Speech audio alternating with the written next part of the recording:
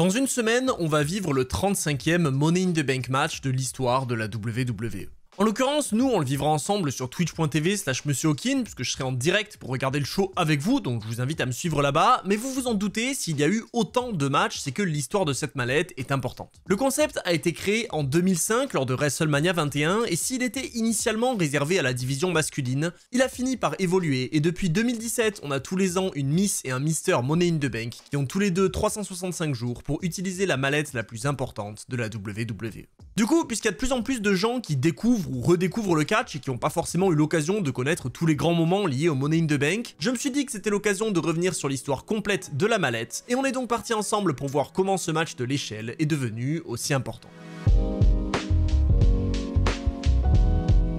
Comme je vous l'ai dit, tout commence en 2005. A l'époque, on approche de WrestleMania 21, et si le haut de la carte est déjà très chargé avec des noms comme Triple H, Shawn Michaels, Kurt Angle ou l'Undertaker, les catcheurs de la nouvelle génération prennent de plus en plus de place, et on retrouve notamment John Cena et Batista dans la course au titre, ou encore Randy Orton qui essaye de se faire une place parmi les plus grands. Du coup, dans ce contexte, la WWE cherche constamment des idées pour mettre en avant un roster de plus en plus grand, et c'est comme ça qu'à l'approche du plus grand show de l'année, Chris Jericho et un auteur de la WWE du nom de Brian Gewirtz ont une idée. Puisque Edge, Shelton Benjamin, Kane, Chris Benoit, Christian et Chris Jericho n'ont pas de programme pour le plus grand show de l'année, ce dernier discute avec l'auteur de la WWE et il propose l'idée de combattre dans un match de l'échelle, offrant à son gagnant un match de championnat pour le Raw suivant. Gewirtz trouve l'idée intéressante, mais il propose qu'au lieu d'avoir droit à un simple match pour la ceinture au lendemain de WrestleMania, le vainqueur se retrouve avec un contrat lui offrant la possibilité de combattre pour le titre de son choix quand il le souhaite, et ce pendant un an. Le concept est donc rapidement proposé à Vince McMahon, le président de la WWE de l'époque, et il accepte directement l'idée en rajoutant une petite touche personnelle,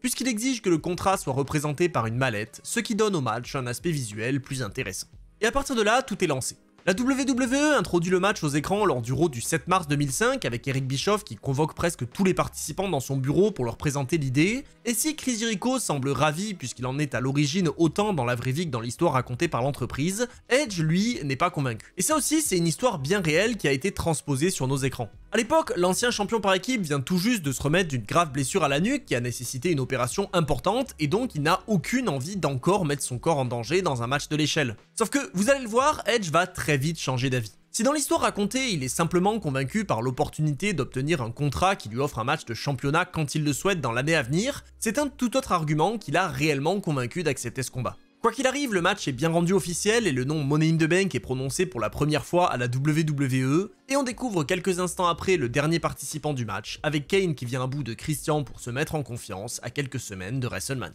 Et justement, allons-y directement. Parce que oui, là j'ai passé un peu plus de temps à parler de l'histoire du premier Money in the Bank pour expliquer un peu l'origine du concept, mais à partir de maintenant, on va accélérer parce qu'on a quand même 34 matchs à mentionner au total. Mais bon, c'est quand même intéressant d'appuyer sur l'importance de cette première édition parce qu'au moment où les 6 hommes s'avancent au ring, personne ne sait réellement à quoi s'attendre. Et évidemment, vous vous en doutez, pour le plus grand show de l'année, la WWE ne va pas faire les choses à moitié. Dès le début, ça part dans tous les sens, les échelles sont très vite utilisées et les sauts à l'extérieur s'enchaînent, et le match établit une base pour tous les suivants, avec l'idée d'avoir des catcheurs de styles très différents qui s'affrontent pour garder un suspense sur le vainqueur. Parce que oui, si cette stipulation a autant marqué les fans et si elle dure depuis 20 ans, c'est pas pour rien. Dès la première édition, on a des spots en permanence qui ont depuis été ressortis en boucle dans les clips promotionnels de WrestleMania et du Money in the Bank, et en plus la WWE joue parfaitement avec les fans en faisant oublier Chris Benoit leur favori avant de le laisser revenir à la fin pour leur donner espoir. Sauf que évidemment, pour donner au Money in the Bank une importance encore plus grande, la WWE s'empresse de tout détruire avec le retour de Edge qui frappe Benoit avec une chaise,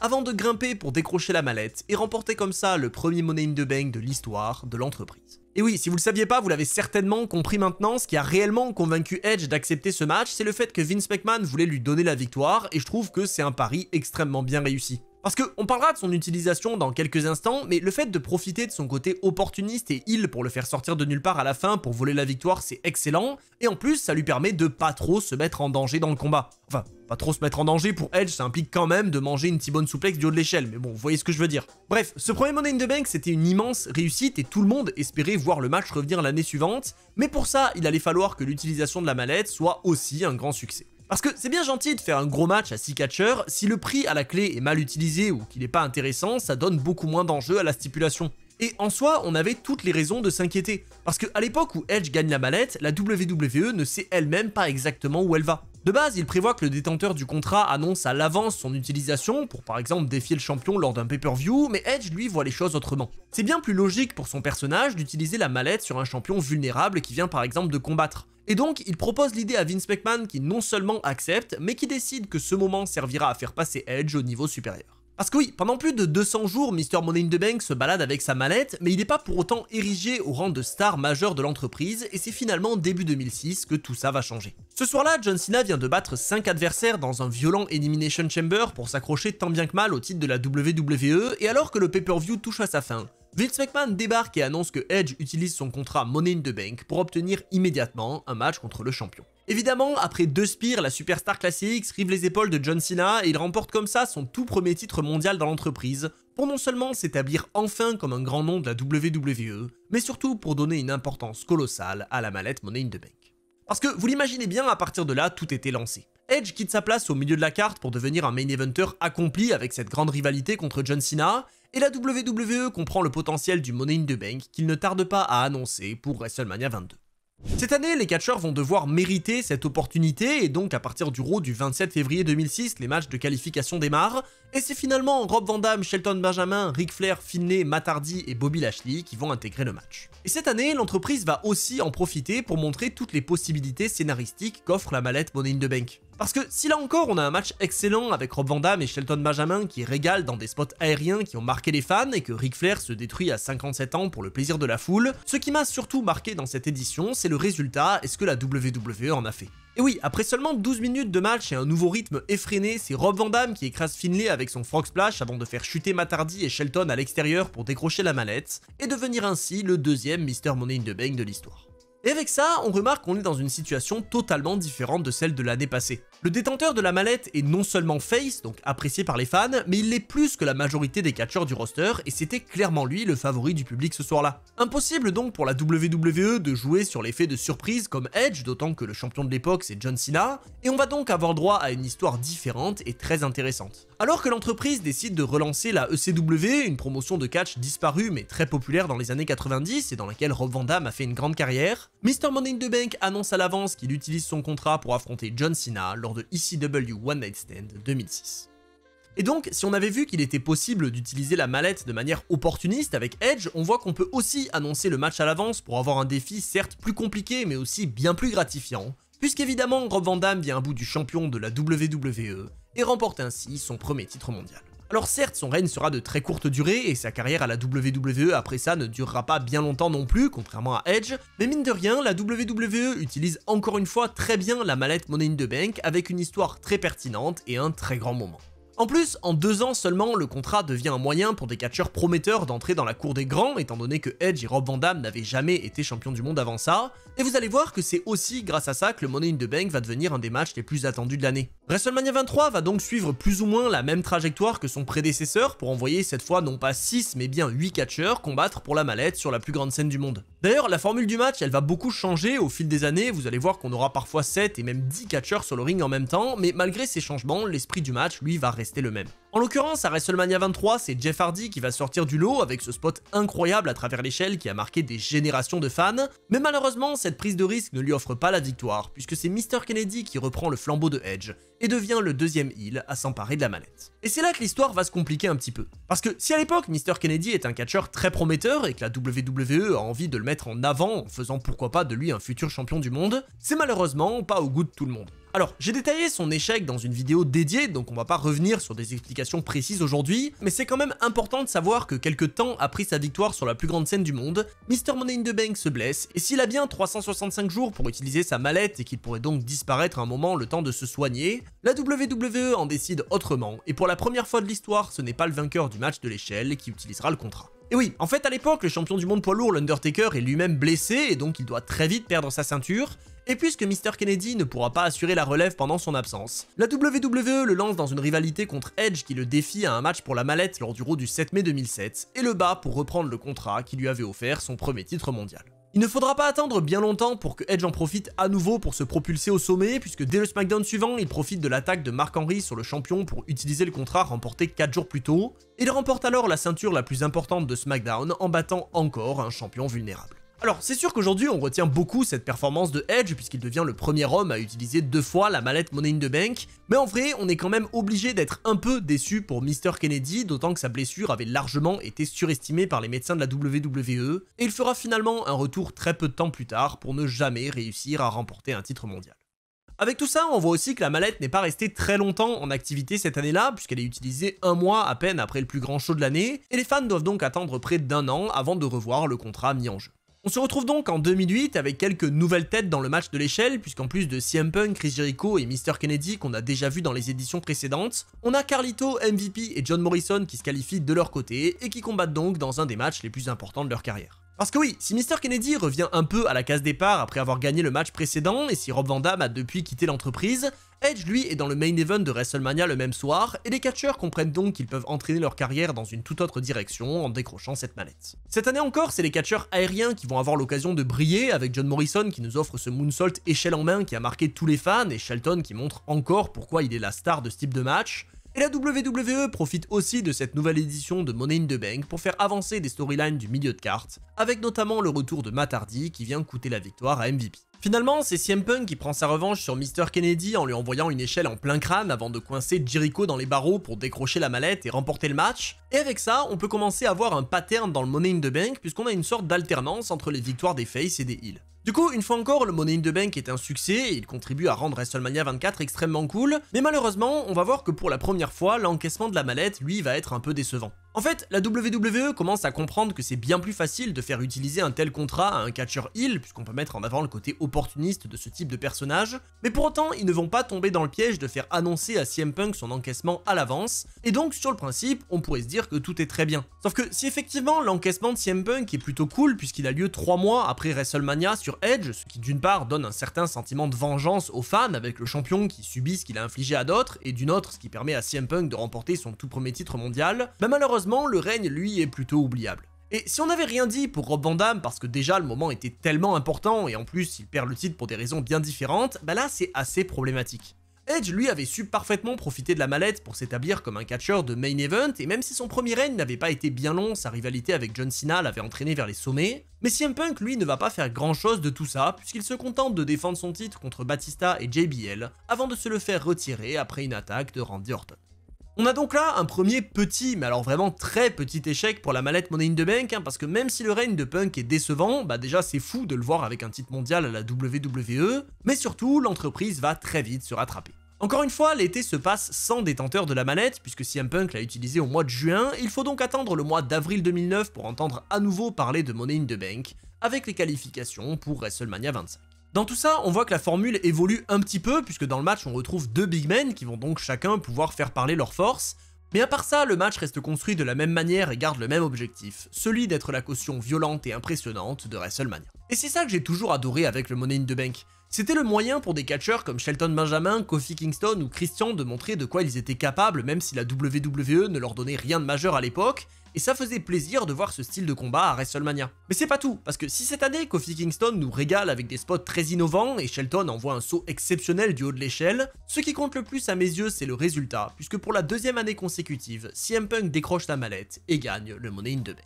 Sauf que cette fois-ci, la WWE ne va pas commettre la même erreur que l'année passée. Au lieu d'avoir un Mr. Money in the Bank face qui utilise la mallette sur un champion heel pour mener un règne décevant, ils vont entraîner Punk dans une direction exceptionnelle qui va totalement changer sa carrière. 2 mois plus tard à peine lors de Extreme Rules, alors que tout le monde est derrière Jeff Hardy et qu'il vient enfin de venir à bout de Edge dans un violent match de l'échelle pour remporter le titre mondial, la musique de CM Punk se déclenche et personne n'y croit. Les fans qui étaient pourtant heureux de voir Punk avec la mallette ne comprennent pas sa décision et les premiers huées commencent alors à se faire entendre. Malheureusement, rien ne peut arrêter Mr. Money in the Bank qui a bel et bien le droit d'utiliser ce contrat quand il veut, et CM Punk envoie donc 2 GTS à Jeff Hardy et le bas pour remporter le titre mondial pour la 2e fois de sa carrière, une fois encore grâce à cette mallette. Mais là, c'est très différent. Avec cette action, CM Punk entame petit à petit un heel turn, c'est-à-dire qu'il tourne le dos aux fans, une chose qui n'avait jamais encore été faite grâce à l'utilisation du contrat Money in the Bank, et il démarre alors une immense rivalité avec Jeff Hardy qui nous a offert des moments exceptionnels pour propulser CM Punk vers les sommets.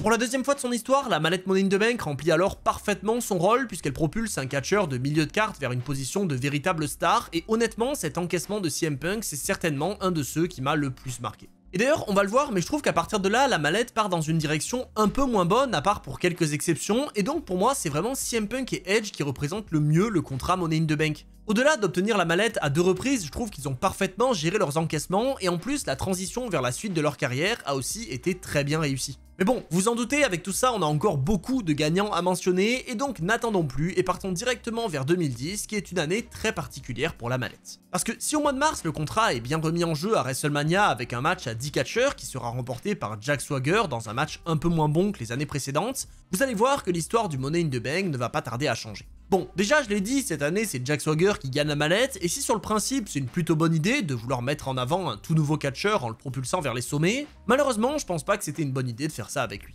Clairement, il n'était pas à la hauteur, autant dans le ring qu'au niveau de son personnage, et donc même s'il marque un moment important en utilisant la mallette dès le SmackDown suivant WrestleMania pour prendre le titre à Chris Jericho, son règne, lui, ne sera pas très long ni très bon, et il fait partie des Mr. Money in the Bank qu'on a totalement oublié. Mais justement, il y a peut-être aussi une autre raison à ça. Parce que quelques mois plus tard, arrivé à l'été, la WWE décide de changer la formule Money in the Bank en créant le pay-per-view du même nom, qui comportera non pas un mais bien 2 matchs de l'échelle et qui va totalement changer la donne. Ce soir-là, c'est le match pour la mallette de SmackDown qui va ouvrir le show, et si on retrouve des habitués de la stipulation dans le ring, le vainqueur n'a plus autant de prestige que les précédents à mes yeux. Déjà, on n'est plus à WrestleMania, donc clairement le match perd en importance et il n'est plus cette caution violence sur la carte du plus grand show de l'année, mais surtout maintenant c'est clair, le vainqueur ne peut utiliser le contrat que sur le titre poids lourd, et c'est donc impossible de voir une arrivée surprise d'un catcheur de Raw à SmackDown, et ça je trouve ça un peu décevant. Alors malgré tout, les matchs ne sont pas mauvais, même bien au contraire, on a toujours ce côté rythmé et impressionnant avec ce boom drop du haut de l'échelle, et on diminue aussi le nombre de catcheurs par rapport à WrestleMania 26, ce qui est une bonne chose.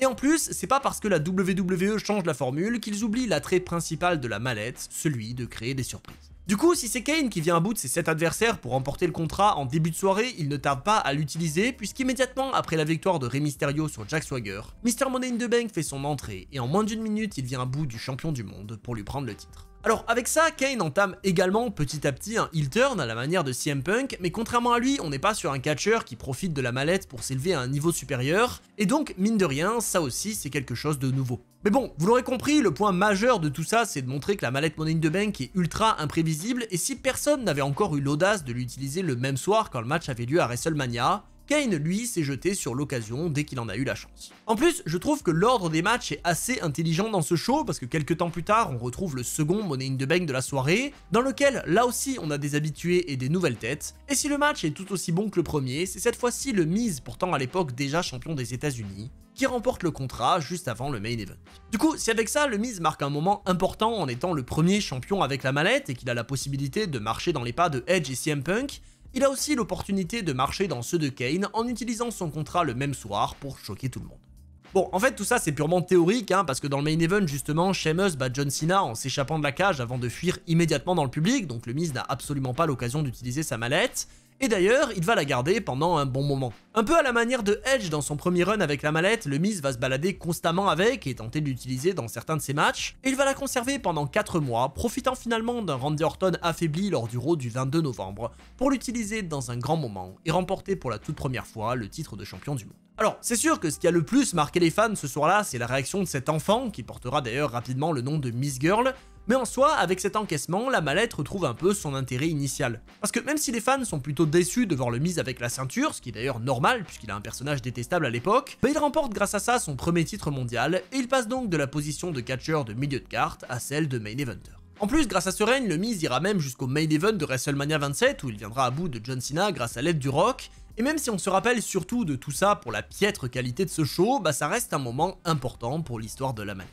Du coup, avec cet encaissement, le Miz marque la fin de la menace Money in the Bank pour l'année 2010, et il nous permet de nous diriger vers le mois de juillet 2011, où encore une fois, le contrat va être très bien utilisé. Cette année encore, la mallette de SmackDown est mise en jeu dans le premier match de la soirée, et on a encore le droit à des spots violents avec cette powerbomb de Sheamus sur Sin Cara à travers l'échelle, mais on a aussi et surtout un vainqueur très intéressant puisque c'est Daniel Bryan qui vient à bout de ses adversaires pour décrocher la mallette et obtenir une opportunité qui paraissait impensable à l'époque. Du côté de Raw, le match se déroule quelques temps plus tard et on a là aussi de belles choses, surtout grâce à la présence de Evan Bourne qui rend hommage à Shelton Benjamin dans une ambiance excellente. Et même si ce match est le moins bon des deux à cause de quelques petits botches, il reste quand même plus que correct et le vainqueur est loin d'être mauvais pour l'époque. Alors, j'ai absolument jamais été fan de Del Rio, mais on est quand même obligé de reconnaître que ses débuts ont été très bien gérés par la WWE, et puisqu'en plus à l'époque tous les détenteurs du contrat ont fini par devenir champions du monde, on lui promettait un avenir ultra radieux. Et si cette information elle est peut-être moins importante pour Del Rio, parce que clairement tout le monde se doutait qu'il allait finir par devenir champion, c'est nettement plus intéressant pour Daniel Bryan, parce qu'à ce moment-là, même si les fans l'adorent, beaucoup pensent qu'il n'aura jamais la chance d'atteindre les sommets de l'entreprise.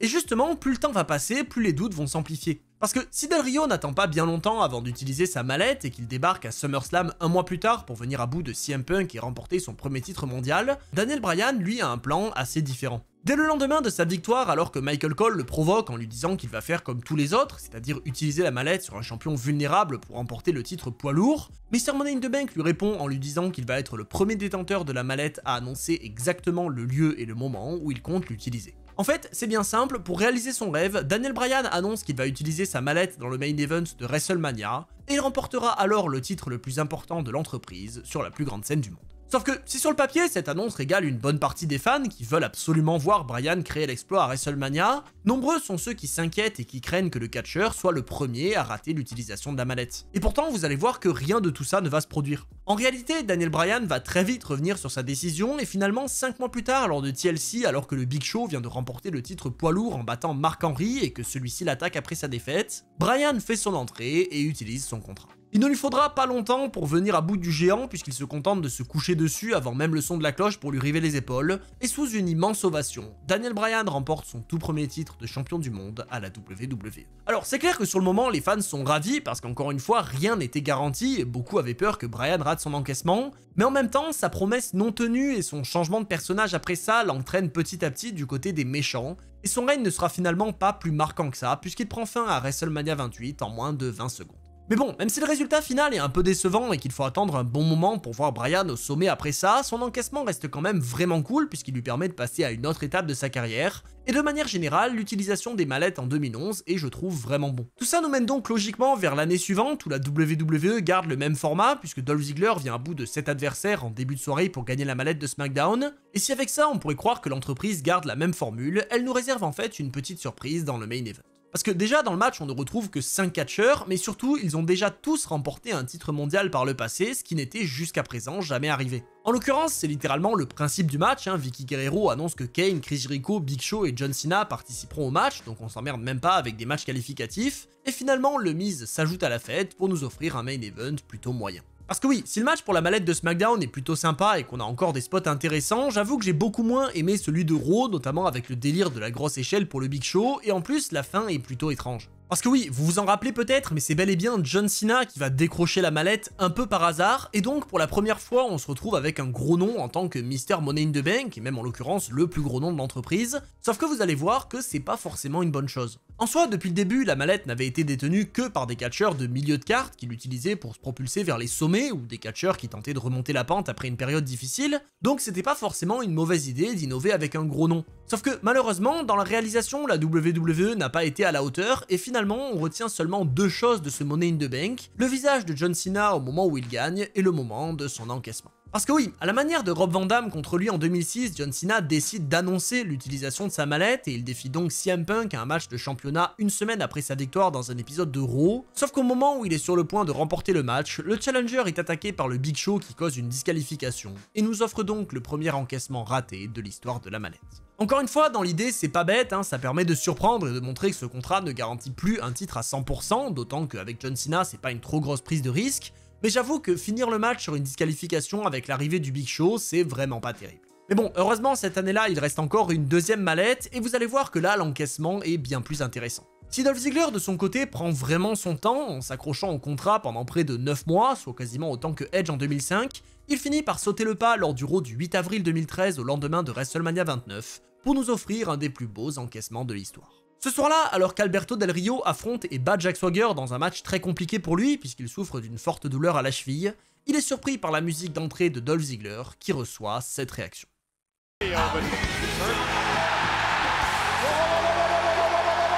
Alors, vous l'avez vu, je vous ai mis aucune arrivée de Mr. Money in the Bank jusqu'à présent, et je vous en mettrai pas beaucoup d'autres d'ici la fin, mais là j'étais vraiment obligé. Parce que si depuis l'inauguration de la mallette, le public a toujours plutôt bien réagi à la surprise de l'encaissement, là c'était très particulier. Déjà, on est au lendemain de WrestleMania, donc le public est ultra chaud, mais en plus Dolph Ziggler est vraiment apprécié par les fans, qui ont aussi peur que la WWE rate le coche avec lui. Et donc, un peu de la même manière qu'avec Daniel Bryan, le public est terrifié à l'idée qu'il puisse rater son encaissement. Donc forcément, son arrivée est accueillie par une énorme ovation, et sa victoire encore plus, et même si comme Daniel Bryan, The Miz ou Jack Swagger, son règne est assez décevant après ça, cette victoire marque quand même son seul vrai titre mondial dans l'entreprise, et il nous offre en plus une réaction exceptionnelle de la part des fans, ce qui fait que je le classe personnellement parmi les meilleurs. Après, vous le voyez, on est maintenant plus de 7 ans après le premier Money in the Bank de l'histoire, donc forcément la WWE commence à avoir un peu de mal à trouver de nouvelles idées, et ça va se ressentir particulièrement l'année suivante, puisque le vainqueur pour la mallette destinée au titre poids lourd va être très étrange. Et oui, dans un match dans lequel on retrouve des noms qui attendent encore d'exploser, un ancien champion du monde ou encore des nouvelles têtes qui ont une progression impressionnante,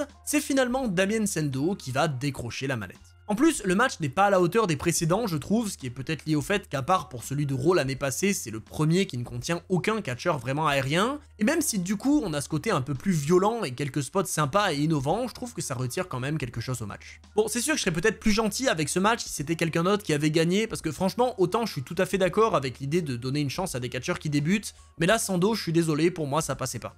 Alors oui, la dynamique avec Cody Rhodes était peut-être sympa, mais vraiment je l'imaginais absolument pas avec un titre mondial à l'époque, et le moins qu'on puisse dire, c'est que j'étais pas le seul. Heureusement, du côté de Raw, ça se passe différemment, puisqu'on a le droit à un Money in the Bank All-Star avec Randy Orton, Christian, CM Punk, Daniel Bryan, Sheamus et surtout Rob Van Dam. Et si, comme pour l'autre match, les participants n'ont pas à se qualifier mais sont choisis par le general manager du show, le casting fait quand même bien plus envie. Du coup, vous vous en doutez, c'est un match que j'aime beaucoup, même si c'est évidemment pas un des meilleurs Money in the Bank de l'histoire, hein, c'est clairement juste la présence de Rob Van Dam et Randy Orton qui me régale, et justement, c'est bel et bien lui qui décroche la mallette et devient Mr. Money in the Bank pour la toute première fois de sa carrière. Là aussi, on a un gagnant qui a déjà été plusieurs fois champion du monde, comme l'était John Cena l'année précédente, mais vous allez voir que cette fois-ci, la WWE va utiliser la mallette pour une histoire bien plus intéressante. Un mois plus tard à peine, lors de SummerSlam, alors que Daniel Bryan a été sélectionné par John Cena pour être son adversaire dans un match pour le titre de la WWE et que le public est à 100% derrière le challenger, ils explosent tous de joie au moment où l'arbitre spécial Triple H officialise le tombé et donne à Daniel Bryan son premier titre de champion WWE dans un moment exceptionnel.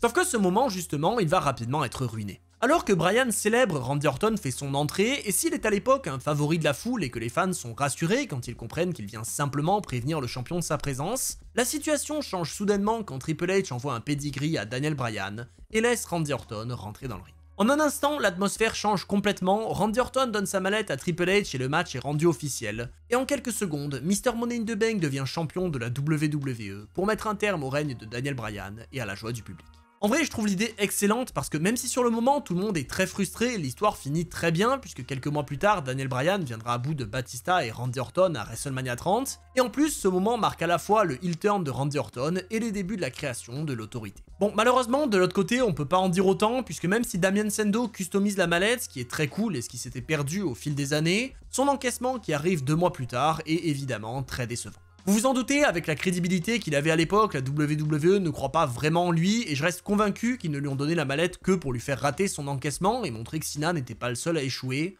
puisque lors du Raw du 28 octobre, il utilise sa mallette sur John Cena et perd le match. Donc voilà, je sais pas ce que vous en pensez, n'hésitez pas à me le dire dans les commentaires, peut-être que vous avez apprécié cette histoire avec Damien Sandow, mais en ce qui me concerne, ça fait partie des Mr. Money in the Bank que j'apprécie le moins.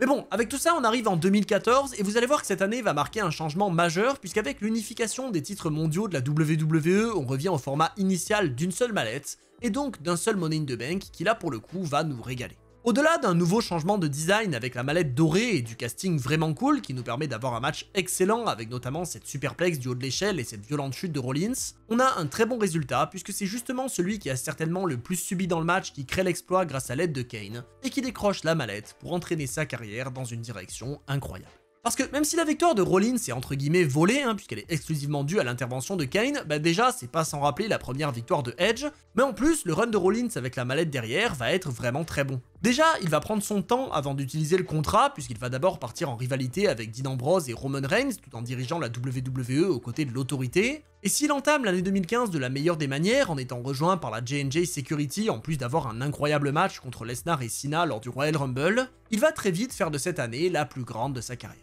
Parce que oui, au début, le Money in the Bank avait lieu sur la plus grande scène du monde à WrestleMania, et si personne n'avait jamais encore utilisé la mallette dans ce show, Seth Rollins va décider de choquer le monde en faisant ce à quoi personne n'avait jamais pensé. Non seulement il attend le main event du plus grand show de l'année entre Roman Reigns et Brock Lesnar pour utiliser son contrat et tenter de gagner le titre principal de la WWE, mais en plus il le fait alors que le match n'est même pas encore terminé, et il le transforme donc en triple menace avant d'écraser le crâne de Roman Reigns dans le sol avec un stomp, pour enfin devenir champion du monde. Alors oui, on peut pinailler en disant que ça a pas de sens de débarquer alors que le match n'est pas terminé, mais déjà pour moi c'est pas incohérent avec le personnage un peu fou de Rollins à l'époque, mais en plus le moment est incroyable et inattendu, donc pour moi c'est juste parfait. Parce que oui, vraiment, à l'époque, la WWE a réussi à reproduire la même sensation qu'en 2006 avec Edge. Et ça, c'est fort, parce qu'à ce moment-là, ça faisait 10 ans que la mallette existait. Et si en 10 ans, il avait pu se passer énormément de choses, personne n'avait jamais encore eu l'audace d'utiliser la mallette en plein match dans le main event de WrestleMania, donc rien que pour ça, juste bravo. Parce que encore aujourd'hui, ça reste un de mes cash-in favoris, et c'est juste dommage que j'ai été assez con pour aller dormir avant la fin du show ce soir-là. Mais bref, ça ne regarde que moi. Avec tout ça, on peut se diriger vers l'année suivante, sur laquelle on va passer assez vite parce que honnêtement, c'est une période pas très intéressante. En gros, cette année-là, la WWE tente tant bien que mal de faire de Roman Reigns leur tête d'affiche et ils réalisent bien que les fans n'en veulent pas, et donc pour essayer de leur forcer la main, ils vont donner la mallette à Sheamus, alors qu'à l'époque, personne ne veut le voir champion. Bien sûr, leur volonté, c'est de frustrer les fans pour leur donner envie de voir Roman Reigns avec la ceinture et leur montrer qu'il y a toujours pire. Et donc, 5 mois après sa victoire, Sheamus utilise sa mallette sur Roman Reigns lors de Survivor Series et lui prend le titre de nulle part pour revenir au sommet. Parce que oui, à l'époque, Sheamus est loin d'être un main eventer et ça fait un moment qu'il n'a pas été champion du monde, mais encore une fois, l'idée était très simple, donner aux fans quelque chose dont ils ne voulaient pas pour qu'ils préfèrent voir Roman Reigns avec la ceinture. Bon, spoiler, ça a pas du tout marché, les fans sont plus contents de voir Sheamus avec le titre qu'autre chose, et vu que tout ça, ça mène à l'horrible main event de WrestleMania 32, je préfère qu'on passe rapidement à la suite. La suite, justement, elle va nous ramener quelques années en arrière, puisqu'en 2016, la WWE reprend les matchs qualificatifs pour le Money in the Bank, et c'est donc Sami Zayn, Jericho, Cesaro, Del Rio, Kevin Owens et Dean Ambrose qui participeront au combat. Et en l'occurrence, au terme d'un match plutôt cool, c'est bien le seul membre du Shield à ne jamais avoir touché au titre mondial qui décroche la manette, et devient alors Mr. Money in the Bank. En l'occurrence, il ne va pas le rester bien longtemps, puisque quelques minutes plus tard, alors que Seth Rollins est venu à bout de Roman Reigns pour remporter le titre de la WWE qu'il avait dû rendre vacant fin 2015, Dean Ambrose fait son entrée et vient à bout de son ancien associé pour à son tour devenir champion du monde, et donner à Money in the Bank 2016 une saveur très spéciale.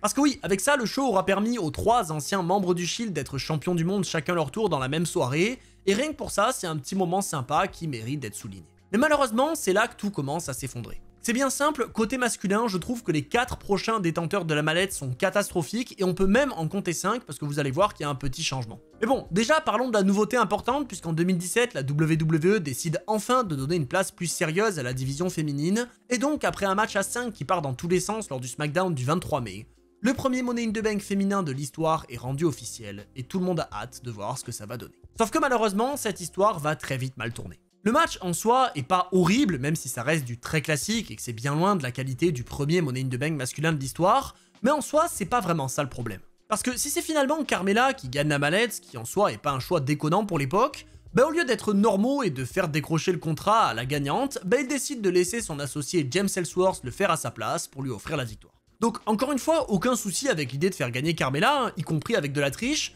mais je trouve que nous donner un premier Money in the Bank féminin pour laisser James Ellsworth décrocher la mallette, c'est pas la meilleure des idées. Du coup, la WWE va vite revenir sur sa décision, puisque dès la semaine suivante, ils organisent un nouveau Money in the Bank à SmackDown, le premier à avoir lieu en dehors d'un pay-per-view d'ailleurs, et cette fois-ci, c'est bien Carmella qui décroche la mallette pour solidifier sa place de première Miss Money in the Bank. Mais bon, si avec ça on peut se dire que le premier Money in the Bank féminin de l'histoire est un échec, croyez-moi, c'est pas beaucoup mieux du côté des hommes. Cette fois-ci, c'est les dirigeants de SmackDown qui vont choisir eux-mêmes les participants, et pour le coup, ils font un plutôt bon choix, puisqu'on a sans aucun doute le meilleur match de la soirée, et un Money in the Bank très plaisant, mais dans un combat dans lequel on retrouve des noms comme AJ Styles, Dolph Ziggler, Kevin Owens, Sami Zayn ou encore Shinsuke Nakamura, je suis désolé, mais je trouve que donner la mallette à Baron Corbin, c'est n'importe quoi. En plus, la WWE elle-même n'en a rien à faire, puisqu'ils lui font utiliser moins d'un mois plus tard du côté de SmackDown sur l'incroyable champion Jinder Mahal, et au lieu de profiter de la situation pour tenter quelque chose avec Corbin, ils utilisent John Cena qui vient lui coûter le match, et on a alors le 3e échec d'encaissement de la mallette Money in the Bank. Et d'ailleurs, j'en profite, désolé de le préciser, mais pour 3 cash-in ratés, dans les 3, John Cena est mêlé, je dis ça, je dis rien. Bref, côté féminin, Carmella, elle, va garder la mallette bien plus longtemps puisqu'il faut attendre plus de 9 mois pour l'avoir utilisé son contrat contre Charlotte Flair, et visiblement elle choisit mieux son moment puisqu'elle profite d'une attaque des Iconics sur la championne pour encaisser la mallette et remporter son premier titre mondial. Alors je sais que Carmella c'est pas la catcheuse la plus appréciée et c'est pas non plus la plus talentueuse de l'histoire, mais au moins la WWE gère plutôt bien sa position de Miss Money in the Bank, et quand on voit ce qui s'est passé du côté des hommes, encore une fois, je pense qu'on s'en sort pas si mal. Mais bon, avec tout ça, on est au mois d'avril 2018 et on est donc à moins de 2 mois de la nouvelle édition de Money in the Bank, qui là aussi est pour le moins étonnante. Cette fois-ci, la WWE organise des matchs de qualification des deux côtés, et ils construisent donc 2 matchs à 8 pour les mallettes, et comme l'année précédente, c'est les femmes qui commencent la soirée avec un match que j'ai trouvé honnêtement très bon. Déjà, on a un bien meilleur casting que l'année passée, un public plus investi, des spots plus intéressants et un style plus violent qu'en 2017, et même le résultat est nettement meilleur avec la victoire d'Alexa Bliss. Bref, en gros, si ce match avait été le premier Money in the Bank de l'histoire, ça aurait été, je pense, parfait. Et d'ailleurs, vous allez voir que la WWE ne va pas attendre bien longtemps pour profiter de la victoire d'Alexa Bliss. Quelques temps plus tard dans le show, alors que Ronda Rousey et Nia Jax s'affrontent pour le titre de Raw, Bliss fait son entrée et s'en prend à la challengeuse puis la championne pour causer une disqualification, avant d'officialiser l'utilisation de son contrat, puis de rapidement battre Nia Jax pour à nouveau devenir championne. Alors oui, c'est loin d'être son premier titre à l'époque, mais au moins la surprise est là et les fans réagissent plutôt bien, donc c'est un bon moment, et malheureusement, je peux pas en dire autant côté masculin. Parce que si dans le main event du show, on a un très bon Money in the Bank, qui n'est pas sans rappeler les premières éditions du match, dans lequel les catcheurs vont faire équipe pour tenter d'éliminer Strowman et Owens qui se sacrifient pour un très beau spot, le résultat et l'encaissement, eux, sont pour moi très décevants. Et oui, si Braun réussit à survivre et à détruire Kevin Owens, il ne s'arrête pas là, puisqu'il se débarrasse du Miz et de Kofi Kingston pour décrocher la mallette et devenir Monster in the Bank. Oui, c'est pas mon idée, ce nom de merde, c'est la WWE qui voulait mettre ça en avant à l'époque, j'y peux rien. Non, en vrai, à ce moment-là, Strowman est encore relativement crédible, je veux dire, c'est pas comme s'il avait gagné les titres par équipe avec un enfant 2 mois plus tôt, mais c'est juste que pour moi, il y a tellement d'autres catcheurs qui auraient pu faire quelque chose de mieux avec la mallette.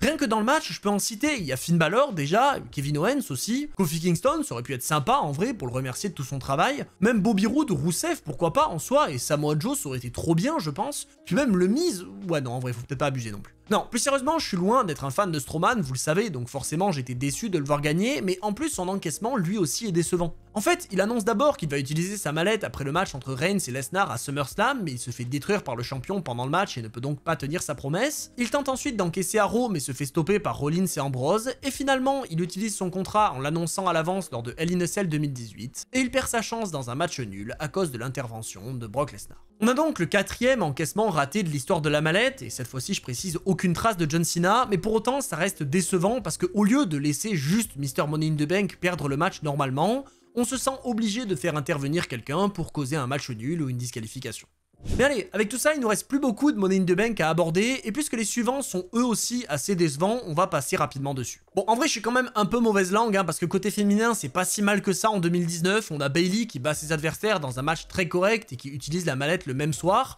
pour certes refaire la même chose que l'année passée, mais cette fois-ci devant une très belle réaction des fans qui marque en plus son tout premier titre mondial. Donc oui, d'ici quelques années, ça va devenir lassant de voir les Miss Money in the Bank garder la mallette très peu de temps, mais en vrai, 2 années de suite, c'est pas une honte, et ça marque en plus un moment important dans la carrière de Bayley. Mais malheureusement, côté masculin, on peut pas en dire autant, parce que le match Money in the Bank et surtout son vainqueur se résume en une seule phrase. Mais rentre chez ta mère! Et oui, c'est bien cette année-là. Alors que Ali, Andrade, Corbin, McIntyre, Orton et Ricochet nous offrent un excellent match avec notamment ce Sunset Flip Powerbomb sur l'échelle, cette chute violente de Ricochet et un immense Mustafa Ali qui régale tout le monde et qui se retrouve à 2 doigts de décrocher la mallette, Brock Lesnar fait son retour et s'avère être le dernier membre du match, et il vient pousser Ali avant de décrocher la mallette pour devenir Mr. Money in the Bank.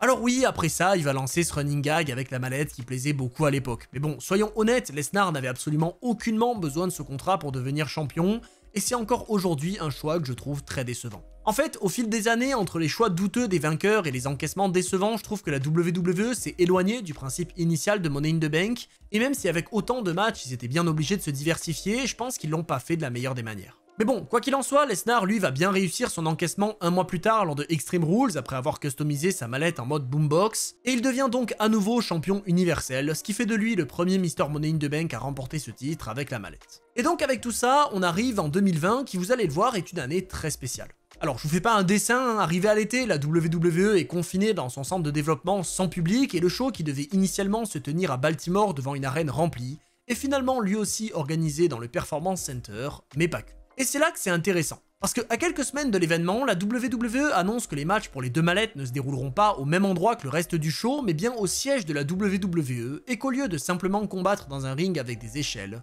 les catcheurs et catcheuses devront partir du bas du bâtiment pour rejoindre le toit et décrocher la mallette. Et si je vous dis tout ça sans faire de différence entre le match masculin et féminin, c'est pas juste parce que le principe est le même pour les deux matchs, c'est parce que littéralement les deux vont avoir lieu en même temps. On a donc des matchs de qualification pour déterminer les participants avec des choix pour le moins douteux, et c'est donc au rez-de-chaussée des bureaux de la WWE que les 6 hommes et les 6 femmes font leur entrée pour démarrer ce match très bizarre. Et d'ailleurs, si jamais vous avez que ça à faire, allez au moins voir le début des matchs Money in the Bank, parce que voir des catcheurs et des catcheuses faire leur entrée très premier degré dans un bâtiment qui est juste normal, c'est particulier, hein. Voilà, je vous laisse voir ça par vous-même, c'est assez gênant. Mais bon, passer la nouveauté des premières secondes du match, franchement, c'est juste pas bien. Autant c'est sympa de voir des combats un peu partout dans les bureaux qu'on n'a pas l'habitude de voir, mais autant c'est très mal filmé avec des coupures toutes les 2 secondes et des moments qui n'ont juste aucun sens. Genre ça, là, ça sert à quoi? C'est une rêve que j'ai pas ou c'est juste de la merde? Non, en vrai, certains ont apprécié pour le côté innovant et goofy, mais personnellement, j'aime pas du tout. C'est mal joué, c'est mal filmé et pas drôle, et à la rigueur, les seules choses qu'on retient, c'est la tentative de meurtre sur Corbin qui balance Rey Mysterio du haut du toit, ou juste sur un bouton qui déclenche un mauvais bruitage, je sais pas, et évidemment les vainqueurs, à savoir Asuka côté féminin et l'horrible Otis côté masculin.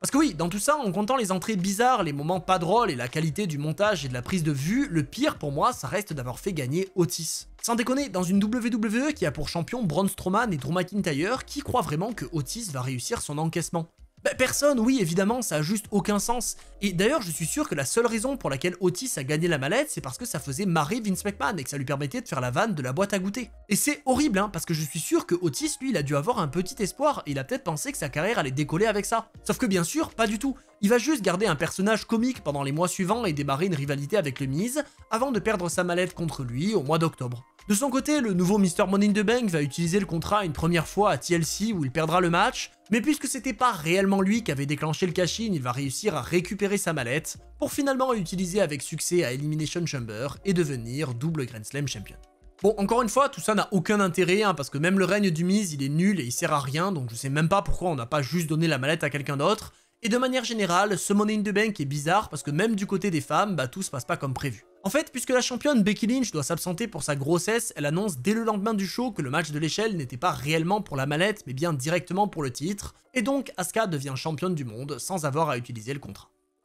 Mais allez, avec tout ça, nous, on va se diriger vers l'année suivante, dans laquelle on va enfin commencer à voir une amélioration, puisque déjà, on a le retour du public et du match habituel, mais on a en plus un Money in the Bank masculin incroyable, avec un très beau casting, des gros spots sur les échelles et un excellent choix de vainqueur, puisque c'est finalement Big E qui crée l'exploit et qui décroche la mallette pour, à son tour, propulser sa carrière. Lui qui était resté dans l'ombre de Dolph Ziggler puis du New Day obtient enfin la chance qu'il mérite et il n'attend pas bien longtemps pour profiter de cette opportunité, puisqu'avec la foule entière derrière lui, il débarque lors du Raw du 13 septembre et encaisse sa mallette sur un Bobby Lashley affaibli, qu'il réussit à battre pour remporter son premier titre mondial. Avec ça, Big E ramène un peu le sentiment des premiers Money in the Bank puisqu'il propulse sa carrière en un instant et honnêtement, grâce à ça, le Money in the Bank 2021 est une grande réussite. Ah oui, c'est vrai, côté féminin. Bon, cette année le match est pourri et c'est Nikki ASH qui gagne pour encaisser sur Charlotte Flair un mois plus tard et avoir un règne absolument oubliable. Donc voilà, vous faites ce que vous voulez de cette info, mais je pense que les images parlent d'elles-mêmes. Du coup, on va pouvoir arriver en 2022 et là vous allez voir que c'est une année assez partagée. Parce que d'un côté, les deux matchs sont plutôt cool, avec des spots certes un peu moins impressionnants que d'habitude, mais encore un retour à l'essence du match, surtout côté masculin, et les résultats, eux par contre, sont vraiment parfaits pour moi. Côté féminin, c'est Liv Morgan qui vient à bout de ses adversaires pour décrocher la mallette et elle n'attend pas longtemps pour utiliser son contrat puisque le soir même elle encaisse sur Ronda Rousey et gagne son premier titre mondial. Et même si oui, encore une fois, la mallette féminine a une durée de vie extrêmement courte et que le règne de Liv est pas incroyable, au moins elle réussit elle aussi à passer au niveau supérieur et c'est encore une fois tout l'intérêt de cet événement. Chez les hommes, c'est aussi très cool puisque c'est Austin Theory qui bat ses 7 adversaires pour décrocher la mallette alors qu'en vrai, il n'était pas forcément favori à la base. Sauf que si dans l'idée c'est très bon et qu'on coche encore une fois toutes les cases d'un bon Money in the Bank, vous allez voir que ça va très vite changer. Parce que oui, entre Money in the Bank 2021 et 2022, il s'est passé quelque chose. À WrestleMania 38, les titres mondiaux ont été unifiés et donc le détenteur de la mallette n'a pas le choix. S'il veut gagner le titre mondial, il devra battre Roman Reigns. Autant vous dire qu'à l'époque, c'est même pas la peine d'y penser, et plus le temps passe, plus les fans s'inquiètent, puisque même si Theory se pointe plusieurs fois pendant les matchs du champion, il n'arrive jamais à utiliser son contrat, et il va donc prendre une décision plutôt étonnante. En fait, puisqu'il comprend bien qu'il n'arrivera pas à utiliser sa mallette sur le champion du monde, il se rabat sur celui des États-Unis, qui est à l'époque Seth Rollins, et si dans l'idée c'est pas si bête, parce qu'effectivement c'est impossible de battre Reigns pour son titre, bah le fait qu'il rate son encaissement, c'est déjà plus embêtant. Et oui, on avait beau être nombreux à avoir espoir de voir Theory entrer dans la cour des grands avec cette mallette, il rate son encaissement, et même s'il finira bien par remporter le titre des États-Unis derrière, sa carrière n'a toujours pas décollé depuis, et cet échec y est peut-être pour quelque chose. Mais allez, on a vu quelques déceptions, et forcément, le prestige de la mallette Money in the Bank a diminué un peu entre les Otis et autres Nikki et SH, et il est donc temps de reconstruire tout ça en se dirigeant vers 2023. Cette année, le PLE se déroule en direct de Londres pour la toute première fois de l'histoire, et si on a un très beau casting des deux côtés, on va aussi avoir droit à de très bons matchs. Ricochet et Logan Paul nous sortent un spot incroyable dès le premier match de la soirée, et Zelina Vega met sa vie en jeu avec un code raid hallucinant du haut de l'échelle pour régaler tout le monde, et donc pour moi, ce Money in the Bank est certainement un des meilleurs qu'on ait vu depuis longtemps à l'époque. En plus, on a un public ultra investi, et notamment derrière LA Knight qui est ultra favori à l'époque et qui est soutenu par tout le monde, et qui finit donc logiquement par décrocher la mallette pour propulser sa carrière et devenir champion du monde. Mais non, évidemment, soyez pas cons, on va pas mettre la mallette sur le mec le plus populaire de l'époque, faut être patient dans la vie. Le choix le plus logique ce soir-là, c'est évidemment que Damien Priest débarque pour écraser LA Knight avec son chokeslam pour décrocher le contrat, c'est quand même beaucoup mieux. Non, en vrai sur le moment j'étais dégoûté de cette décision, mais vous allez voir que tout ça a quand même fini plutôt bien, en tout cas pour Damien Priest, et en plus du côté féminin, la gagnante est très bien choisie pour le coup, puisque c'est Io Sky qui surpasse sa propre associée pour décrocher la mallette, et à son tour marquer un grand moment. Parce que oui, si Damien Priest, lui, va attendre 9 mois durant lesquels il va customiser sa mallette et passer à côté d'énormément d'occasions d'encaisser, Io Sky, elle, ne se fait pas prier, et dès SummerSlam, elle débarque après la victoire de Bianca Belair sur Asuka et Charlotte Flair, pour encaisser son contrat et remporter le titre de la WWE. Honnêtement, j'ai rien à dire, c'est un excellent choix. D'une part, ça donne à Io son premier titre mondial, mais en plus, ça permet de lancer une histoire entre la championne et Bayley pour WrestleMania 40, donc en vrai, c'est à la fois une gagnante et un encaissement que je trouve très intelligent. Et justement, puisqu'on parle de WrestleMania 40, allons-y, puisque c'est bien sur la plus grande scène du monde que Damien Priest va finir par utiliser son contrat pour marcher dans les pas de Seth Rollins. Ce soir, justement, Rollins vient de perdre le titre poids lourd de la WWE qui était revenu dans l'entreprise quelques mois plus tôt, et puisque le champion Drew McIntyre va faire le malin devant CM Punk après sa victoire et que celui-ci l'attaque, Priest en profite immédiatement et il met un terme au court règne de McIntyre pour devenir lui aussi champion du monde pour la première fois de sa carrière. Alors, vous vous en doutez, à la base, j'étais pas content qu'il gagne le Money in the Bank, mais si on prend du recul, le choix est loin d'être déconnant, lui aussi a pu prendre en importance en gagnant la mallette puis le titre, et son règne était d'ailleurs vraiment cool, donc franchement, cette année-là, la WWE a fait un excellent travail avec le Money in the Bank. Mais allez, avec tout ça, il est temps d'arriver à la dernière édition en date, celle de 2024, qui pour le coup a pas mal été critiquée. Alors, en termes de casting et de match, on est sur du très bon comme l'année précédente, on a encore une fois les gros spots habituels et un suspense intéressant dans les deux combats, mais ce qui a le plus été critiqué ce soir-là, c'est l'utilisation de la mallette du côté masculin. En fait, c'est Drew McIntyre qui vient à bout de ses 5 adversaires pour décrocher le contrat le plus important de la WWE, et puisque ça fait des mois qu'il est frustré de ne pas réussir à reprendre sa place de numéro 1, il se précipite et utilise la mallette le soir même en plein milieu du match entre Damien Priest et Seth Rollins, et malheureusement, il commet là une grande erreur.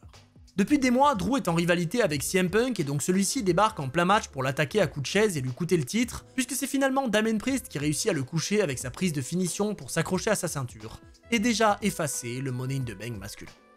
Alors, cette décision, elle a été très critiquée, parce que beaucoup de fans trouvaient que le contrat avait été gâché, mais en vrai, je trouve que pour une fois, ils ont plutôt bien géré un encaissement raté. Certes, Drew est absolument pas malin d'utiliser sa mallette en plein milieu d'un match, mais ça reste cohérent par rapport à son personnage, et même si j'avoue que finalement, ils auraient peut-être mieux fait de faire gagner Jey Uso pour lui donner un encaissement plus impactant que sa victoire à WrestleMania 41, je maintiens que c'est pas non plus le scandale du siècle d'avoir raconté cette histoire avec Drew McIntyre. En plus, côté féminin, pour le coup, c'est parfait, la WWE utilise le Money in the Bank de la meilleure des manières, puisqu'on a le droit à d'énormes spots, notamment de Io Sky, Zoe Stark et Chelsea Green, et c'est finalement Tiffany Stratton qui remporte la mallette, alors qu'elle n'a rejoint le roster principal que 5 mois plus tôt. Avec ça, la WWE montre qu'ils osent à nouveau propulser des catcheurs et des catcheuses rapidement après leur arrivée, et ça fait vraiment du bien, et donc, après plusieurs faux encaissements très bien racontés je trouve, Tiffany finit par utiliser sa mallette sur son associé Nia Jax lors du SmackDown du 3 janvier, et elle remporte le titre mondial moins d'1 an après ses débuts.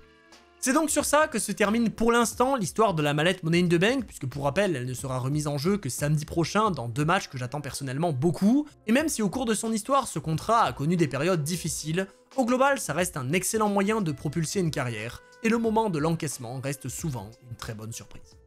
Du coup, je compte sur vous pour me donner en commentaire votre vainqueur favori de la mallette, et pourquoi pas votre encaissement préféré s'il est différent. Et moi, je vous retrouve ce samedi à partir de minuit 30 pour le live react de Money in the Bank 2025 sur twitch.tv/MonsieurHockey. Comme d'habitude, je compte sur vous pour me suivre sur tous mes réseaux en description, et en particulier sur Instagram, c'est là que je partage le plus d'informations, notamment sur les lives, etc. Et sur ce, c'était Monsieur Hockey, et on se retrouve très vite pour d'autres histoires.